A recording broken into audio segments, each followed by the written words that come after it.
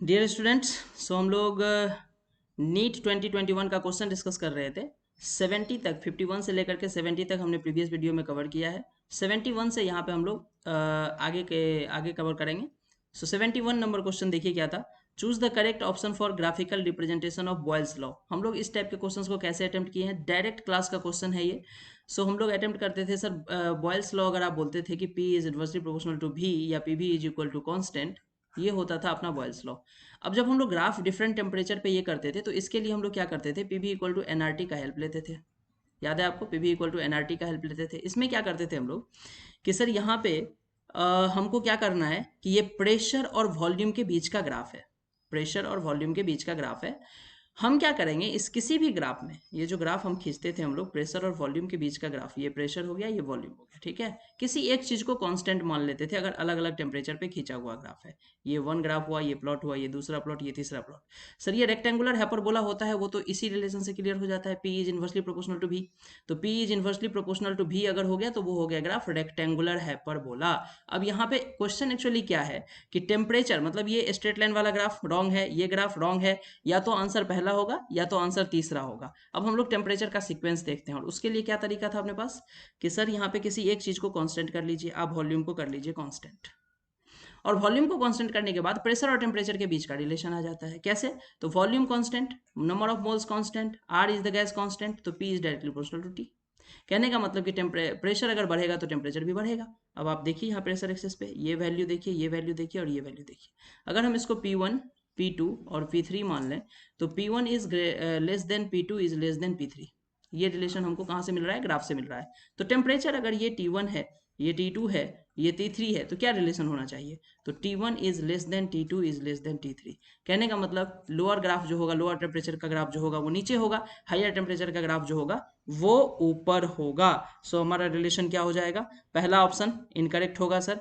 जो टेम्परेचर जैसे जैसे बढ़ेगा सर, हमारा फोर्थ आंसर हो जाएगा 200 केल्विन पे नीचे, then 400, then 600। T3 is greater than T2 is greater than T1। Easy. तो बिल्कुल डायरेक्ट क्लास का क्वेश्चन है ये। चलिए 72 नंबर क्वेश्चन देखिए। The pKb of dimethylamine and pKa of acetic acid. देखिए डाइमिथाइल एमीन और acetic acid are this and this, pK pKb दिया हुआ है, दैट मीन्स कि ये वीक एसिड और वीक बेस है। वीक एसिड और वीक बेस का मिक्सचर लिया है respectively at T kelvin temperature. The correct option for the pH of dimethyl ammonium acetate solution. आपको पता होना चाहिए ये बफर सॉल्यूशन बना रहा है यहाँ पे। अब बफर जो एसिड और बेस का अगर यहाँ पे मिक्सचर लिया है, तो जो यहाँ पे बफर सॉल्यूशन होगा, इस बफर सॉल्यूशन का पीएच का हम लोग फॉर्मूला क्या लिखे थे? तो इस पीएच का डायरेक्ट फॉर्मूला बेस्ड क्वेश्चन था ये। PH of buffer solution is equal to 7+½ of pKa minus pKb. और ये पीएच एसिडिक होगा या बेसिक होगा, ये डिपेंड करता था कि पीके ज़्यादा है या पीकेबी ज़्यादा है। हम लोग यहाँ पे ये फॉर्मूला लिखते थे, वैल्यू पुट करते थे। पीएच का रेंज 7 से कम आ रहा है, 7 से ज़्यादा आ रहा है, मतलब यहाँ पे प्लस होगा या माइनस होगा, ये इस ब्रैकेट का क्वांटिटी डिसाइड करता था। इतना चीज़ हमें यहाँ पे सोचना ही नहीं था गैस, डायरेक्ट इसको कैलकुलेट करना है। So 7+½ of P K B और P K minus P K B. So what is P K? pKa is 4.77, 4.77 minus 3.27। So plus आ रहा है, 7 से ज़्यादा आ रहा है, 7 प्लस 7 से ज़्यादा आ रहा है, ये आ रहा है 7 प्लस समथिंग आ रहा है ये। सो इसका वैल्यू क्या हो जाएगा? इसका 7 से ज़्यादा एक ही वैल्यू दिया हुआ है, 7.75। 7 प्लस समथिंग आ रहा है, 4 पॉइंट समथिंग। देखिए यहाँ पे ऑप्शन भी चूज करने का एग्जैक्ट कैलकुलेशन का भी जरूरत नहीं है, ये हाइयर है ये लोअर है, तो इसका जो निगेटिव ये निकालेंगे तो प्लस में आएगा समथिंग। सो 7 से हाइयर एक ही वैल्यू दिया हुआ है, 7.75। सो 72 is the answer. 73, among the following alkaline earth metal halide one which is covalent and soluble in organic solvent is। अब देखिए कोवेलेंट और सॉल्युबल, ये फजांस रूल पे हम लोग डील करते थे। कोवेलेंट कैरेक्टर, इसके लिए क्या पढ़ते थे हम लोग? Fajans rule. और फजांस रूल क्या था दोस्त? फजांस रूल था कि कोवेलेंट कैरेक्टर ज्यादा होगा smaller the cation, smaller cation और लार्जर एनायन। ये कंडीशन था, लार्जर एनायन, एनायन लार्ज होगा तो उसकी पोलराइजेबिलिटी ज्यादा होता है, और जब कैटायन स्मॉल होता है तो उसका पोलराइजिंग पावर ज्यादा होता है। ये होता था फजांस रूल में। अब यहाँ देखिए ये क्लोराइड तो फिक्स है, तो एनायन के बारे में सोचना नहीं है मुझे, एनायन का साइज फिक्स है। कैल्शियम, स्ट्रोंशियम, मैग्नीशियम और बेरिलियम ये सेकेंड ग्रुप एलिमेंट है, राइट। तो सेकेंड ग्रुप एलिमेंट में सबसे छोटा कैटायन कौन सा है? बेरिलियम। तो इसमें कोवेलेंट कैरेक्टर ज्यादा बेरिलियम क्लोराइड में, और जिसमें कोवेलेंट कैरेक्टर ज्यादा लाइक डिजॉल्व लाइक, सो ऑर्गेनिक सॉल्वेंट में ज्यादा सॉल्युबिलिटी। तो fourth will be the answer. Clear? The maximum temperature that can be achieved in the blast furnace, generally ये 2000 से 2300 के आसपास होता है। जो भी एनसीईआरटी को एक बार रीड किए होंगे ना, उनके दिमाग में ये बात होगा। यहाँ पे आप मिस कर सकते थे 1900 और 2200 में आप मिस कर सकते थे, लेकिन अगर आप एनसीईआरटी खोले होंगे तो एनसीईआरटी वाले बिल्कुल एकदम ध्यान में होगा आपको। 2200 केल्विन इसका आंसर हो जाएगा। 2000 से 2000 केल्विन से 2300 केल्विन के आसपास ब्लास्ट फर्नेस का मैक्सिमम टेम्परेचर होता है। चलिए 75 फिर से एक क्वेश्चन है। ईडीटीए लिगेंड, ईडीटीए लिगेंड होता था इथाइलिन डायमीन टेट्राएसिटेट। क्या होता था ये इथाइलिन डायमीन टेट्राएसिटेट? देखिए इथाइलिन डायमीन टेट्राएसिटेट CH2 और यहाँ पे डायमीन मतलब यहाँ पे एक N होता था, NH2 होता था यहाँ पे एक N और यहाँ पे एक N एमाइन। और टेट्रा एसीटेट, एसीटेट का मतलब होता था CH2 C double bond OO minus, यहाँ भी हो जाएगा CH2 C double bond OO minus, यहाँ पे दो ग्रुप आएंगे ऐसे ही CH2 C double bond OO minus, और यहाँ भी आएगा CH2 C double bond OO minus. ये फॉर्मूला होता था EDTA का, EDTA का correct. Ethylene diamine tetra acetate, ये एसीटेट है, 4 एसीटेट ग्रुप लगा हुआ है, डायमीन है, इथाइलिन है, मिथाइलिन इथाइलिन है, ये CH2 ठीक। तो इथाइलिन डायमीन टेट्रा एसीटेट का ये फॉर्मूला होता है। यहाँ पे देखिए ये डोनर साइट होता था एक तो ये डोनर सेट होता था करेक्ट, एक ये डोनर सेट होता है ऑक्सीजन का, एक ये डोनर सेट होता है, एक ये डोनर सेट होता है, और दो नाइट्रोजन यहाँ पे जो हैं ये भी डोनर सेट होते हैं, एक ये डोनर सेट और एक ये डोनर सेट।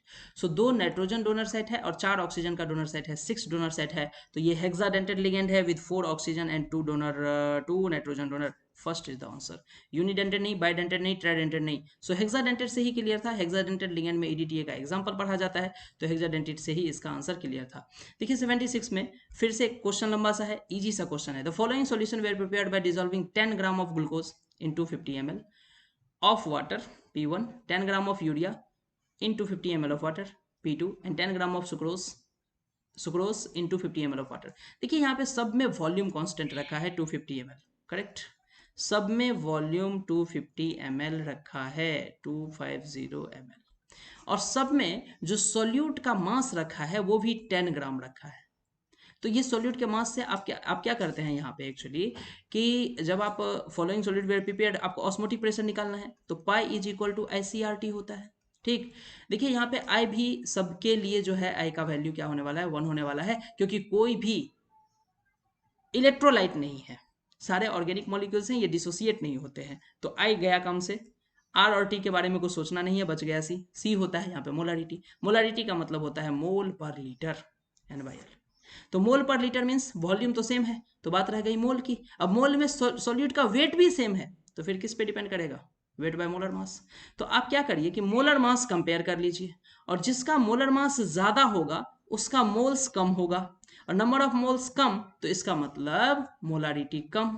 तो मोलर मास का जस्ट अपोजिट ऑर्डर हो जाता है ऑस्मोटिक प्रेशर का। तो मोलर मास कंपेयर कर लीजिए, क्या क्या दिया है, यूरिया है, ये सुक्रोज है, और ये ग्लूकोज है। देखिए सुक्रोज का फॉर्मूला सबसे ज्यादा, तो सुक्रोज कर लेंगे तो हम मान लीजिए इसको अगर हम सुक्रोज कर लें, SUC कर लें, तो इसका मोलर मास सबसे ज्यादा, देन होगा ग्लूकोज का मोलर मास ऑफ ग्लूकोज, और उसके बाद मोलर मास ऑफ यूरिया। तो इसका मतलब मोल्स का ऑर्डर उल्टा, और इसका मोल्स का ऑर्डर उल्टा कहने का मतलब ऑस्मोटिक प्रेशर का भी ऑर्डर उल्टा। तो सर जो मोलर मास ऑफ यूरिया है वो सबसे कम है, तो ऑस्मोटिक प्रेशर ऑफ यूरिया सबसे ज्यादा होगा। कहाँ है भाई ऑस्मोटिक प्रेशर ऑफ यूरिया? ये P2 है, P2 सबसे ज्यादा कहाँ दिया हुआ है? इसमें दिया हुआ है। P2 के बाद कौन सा होगा? P2 के बाद P1, P1 के बाद P3, P2 P1 P3, 1 is the answer. I hope 76 का जो आंसर होगा वो 1 होना चाहिए। P2 greater than P1 greater than P3। क्या सबको क्लियर हुआ? सिर्फ हमें मोल कंपेयर करना था। वेट कांस्टेंट है सबके लिए, वॉल्यूम कांस्टेंट है, molarity is equal two moles per litre होता है, मोल्स में मोलर मास का रोल आया, तो मोलर मास हम कंपेयर कर लिए, ऑस्मोटिक प्रेशर कंपेयर हो गया। तो इजी क्वेश्चन। चलिए 77 में चलते हैं। Acidic strength increases in the order of given HF HCl HBr और HI। इसका एसिडिक स्ट्रेंथ का ऑर्डर दिया हुआ है, बिल्कुल करेक्ट ऑर्डर है ये। HI is more acidic than HBr than HCl than HF, ठीक है। रीजन दिया है कि as the size of the element increases down the group the bond strength of this decreases and so the acidic strength increases. Actually हम लोग इसमें reason देखते हैं कि जो कॉन्जुगेट बेस बनता है, जो F माइनस बनता है यहाँ पे after releasing H plus ion, जो F माइनस बनता है, Cl माइनस बनता है, Br माइनस बनता है और I माइनस बनता है, इसकी स्टेबिलिटी हम लोग चेक करते हैं, कंजुगेट बेस की स्टेबिलिटी चेक करते हैं। सो I माइनस जो कंजुगेट बेस होता है सर वो मोर स्टेबल होता है, लार्जर साइज होता है, निगेटिव चार्ज को इजिली एकोमोडेट करता है। That is the reason. Bond strength reason नहीं होता है गाइज। सो ये रीजन अप्रोप्रिएट तो नहीं है, बट हाँ एक रीजन हम कंसिडर कर सकते हैं ऐसा। तो हम यहाँ पे both statement first and second are true कर लेते हैं, क्योंकि ये भी एक रीजन हो सकता है, बट ये ऑलवेज ट्रू नहीं होता है। इसको बेटर रीजन ये होता है कि आयन जो बेस होता है, जो कंजुगेट बेस होता है, उसकी स्टेबिलिटी कंपेयर करना होता है इसमें एसिडिक स्ट्रेंथ में, ठीक है। बट दैट में ऑल्सो भी दैट में भी रीजन, वो भी एक रीजन हो सकता है सर, तो कोई इशू नहीं है। 78 देखते हैं। The structure of beryllium chloride in solid state and vapour phase are. Chemical bonding का ये क्वेश्चन है। बेरिलियम क्लोराइड गाइज BeCl2 होता है बेरिलियम क्लोराइड, ये गैसियस स्टेट में होता है BeCl2। और जो इसका स्ट्रक्चर हम लोग लिखते हैं उसमें लिखते हैं कि दो क्लोरीन यहाँ पे इस तरह से बेरिलियम क्लोराइड में लीनियरली अटैच होता है। इसका जो ज्योमेट्री होता है वो लीनियर होता है, बॉन्ड एंगल 180 डिग्री होता है। लेकिन ये बात होती है गैसियस स्टेट की। जैसे ही इसके सॉलिड स्टेट में आते हैं ना, तो ये क्या होता है, सॉलिड स्टेट में BeCl2 सॉलिड स्टेट में पॉलीमर के फॉर्म में एग्जिस्ट करता है। कैसे पॉलीमर बनाता है ये, तो ये हो गया बेरिलियम और देखिए ये दो क्लोरीन के एटम हो गए, ये हो गया बेरिलियम, ये दो क्लोरीन इसके साथ अटैच है, करेक्ट। और ये क्लोरीन क्या करता है, कोऑर्डिनेट बॉन्ड बनाता है, क्योंकि इसके पास लोन पेयर है गाइज। यहाँ पे कोई क्लोरीन होगा अनदर मॉलिक्यूल्स का, ये पॉलीमर जाता है ना, ये किसी दूसरे बेरिलियम को कोऑर्डिनेट करेगा, ये यहाँ बेरिलियम को कोऑर्डिनेट करेगा, कोई दूसरा क्लोरीन इस बेरिलियम को कोऑर्डिनेट कर रहा होगा। तो इस तरह से n मॉलिक्यूल्स ऑफ BeCl2 जो है वो पॉलीमर के फॉर्म में एग्जिस्ट करता है। ये है BeCl2 सॉलिड का स्ट्रक्चर। केमिकल बॉन्डिंग बिल्कुल मेरे क्लास नोट्स का ये क्वेश्चन है। BeCl2 सॉलिड स्टेट में पॉलीमर के फॉर्म में एग्जिस्ट करता है, इस बेरिलियम का स्टेरिक नंबर 4 हो जाता है और यहाँ पे हाइब्रिडाइजेशन स्टेट sp3 हो जाता है। और हाँ, बॉन्ड एंगल यहाँ पे sp3 में बॉन्ड एंगल कितना होता है, इन जनरल जो बॉन्ड एंगल बोलते हैं sp3 हाइब्रिडाइजेशन के लिए, that is 109 degree 28 minute. But यहाँ पे जो बॉन्ड एंगल होता है इसका, that is 90 to 95 degree. This is all about beryllium chloride. देखते हैं यहाँ पे क्या लिखा है। The structure of beryllium chloride in solid state and vapour phase are. तो भाई वेपर फेज में linear, chain and dammar respectively, linear in both, dammar and linear respectively, chain in both. तो चेन इन बोथ नहीं होना है। इस question का answer chain in both नहीं होना है, ये नहीं होगा sir. Dimer and linear respectively, पहले बेरिलियम क्लोराइड क्या लिया है, structure of beryllium chloride in solid state and vapour phase, पहले लिया है सॉलिड स्टेट फिर लिया है वेपर फेज, तो क्या होना चाहिए, dimer and linear respectively, chain and dimer respectively. ये कुछ उल्टा कर रहा है, चेन बोथ नहीं होना है। पहला और दूसरा स्टेटमेंट देखिए, the structure of beryllium chloride in solid state, beryllium chloride in solid state, ये स्ट्रक्चर है, लीनियर नहीं है, ये डायमर के फॉर्म में है। और chain and dimer and linear respectively. तो सॉलिड स्टेट पहले लिखा है, वेपर फेज बाद में लिखा है, तो आई थिंक ये थर्ड इज द आंसर। ये पहले चेन लिखा है, ये ऑर्डर का जस्ट उल्टा है। मे बी क्वेश्चन जहाँ से मैं उठाया हूँ वहाँ पे जो भी आंसर होगा गैस वहाँ पे देख लेंगे आप ऑप्शन का ये चीज़ें, क्योंकि ये है बेरिलियम क्लोराइड का एक्चुअल कॉन्सेप्ट। अब यहाँ से आप देख लेंगे कि चेन होता है या फिर ये कैसे दिया है, ऑप्शन कैसे दिया है, एक्चुअली ये क्वेश्चन ऐसा ही है या कुछ और डिफरेंस है इसमें, स्टेटमेंट वाइज चेक कर सकते हैं आप।